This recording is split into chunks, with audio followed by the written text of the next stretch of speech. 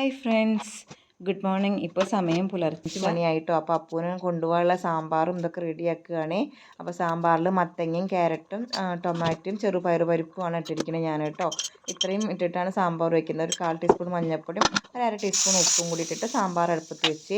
ഇനി നമുക്ക് ഇഡ്ഡലിയാണ് ഇന്ന് അവൾക്ക് കൊടുത്തേക്കുന്നത് ലഞ്ചിന് കേട്ടോ. അവൾക്ക് കൂടുതലും ഞാൻ ഇഡ്ഡലി, ദോശ അങ്ങനെയുള്ളതൊക്കെ കൊടുത്ത് വയ്ക്കാറ് ലഞ്ച് സമയത്ത് കഴിക്കാറുള്ളത്. ചോറ് പൊതുവേ കുറവാണ്, വല്ലപ്പോഴൊക്കെ ഫ്രൈഡ് റൈസൊക്കെ കൊടുത്തേക്കാറുണ്ട് കേട്ടോ. അല്ലാതെ എന്താ ഇപ്പോൾ ഇഡ്ഡലിയും വെച്ചു. ഇഡ്ഡലി ഓൾറെഡി എണ്ണ തൂവിയിട്ടാണ് ഞാൻ വെച്ചിട്ടുണ്ടായിരുന്നത് കേട്ടോ ഇഡ്ഡലി തട്ടിൽ. അപ്പോൾ വേഗം കിട്ടുകയും ചെയ്യും. ഇഡ്ഡലിയും വിസിൽ വന്നു, കുക്കറിൻ്റെ സാമ്പാറിൻ്റെ വിസിൽ. അതിലിടയ്ക്ക് ഇതാ സ്നാക്സ് ബോക്സിലാക്കാനുള്ള ആപ്പിളും കിവിയും ഓറഞ്ചൊക്കെ ഒന്ന് പീൽ ചെയ്ത് വെച്ചിട്ടുണ്ട്.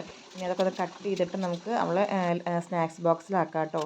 ഓറഞ്ചും വെച്ചു, ആപ്പിൾ വെച്ചു, കിവിയും വെച്ചിട്ട് സ്നാക്സ് ബോക്സ് ക്ലോസ് ചെയ്തു. അപ്പോഴത്തേക്കും നമ്മൾ ഇഡ്ഡലി ആയിരുന്നു കേട്ടോ. അപ്പോൾ ഇഡ്ഡലി ഒന്ന് ചൂടാറാൻ ഇറക്കി വെച്ച്. സാമ്പാർ അവിടെ വെന്തിട്ടുണ്ട്. അപ്പോൾ നമുക്കതൊന്ന് താളിച്ചൊഴിക്കാം. സാമ്പാർ പൊടിയും കറിവേപ്പിലയും കടുകൊക്കെ ഇട്ട് താളിച്ചൊഴിച്ച് നമ്മൾ മല്ലിച്ചപ്പിട്ട് വാങ്ങി വെച്ചു കേട്ടോ.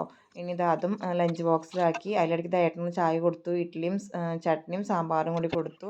ഇനി ഉച്ചക്കലത്തുള്ള മീൻ ആക്കി വയ്ക്കാം. അയിലയാണെന്ന് കിട്ടിയിരിക്കണം കേട്ടോ. അപ്പോൾ അയില നല്ല വെളുത്തുള്ളി, ഇഞ്ചിയും ചീനമുളക്, പച്ചമുളകൊക്കെ ഇട്ട് നല്ല ചതച്ച്, കറിവേപ്പിലൊക്കെ ഇട്ട് ചതച്ചിട്ട് കുരുമുളകും കൂടി ആഡ് ചെയ്തിട്ടുണ്ട്. ചതച്ച് കായം പുരട്ടിയിട്ട് വെച്ചിട്ടുണ്ട് കേട്ടോ.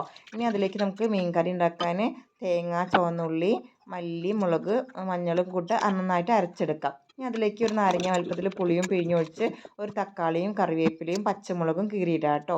ഇനി ഇഞ്ചി കുനുകുനാ അരിഞ്ഞിട്ട് ഇഞ്ചിയും കൂടി ചേർത്ത് മീനും ഇട്ടിട്ട് അടുപ്പത്തേക്ക് വയ്ക്കുക.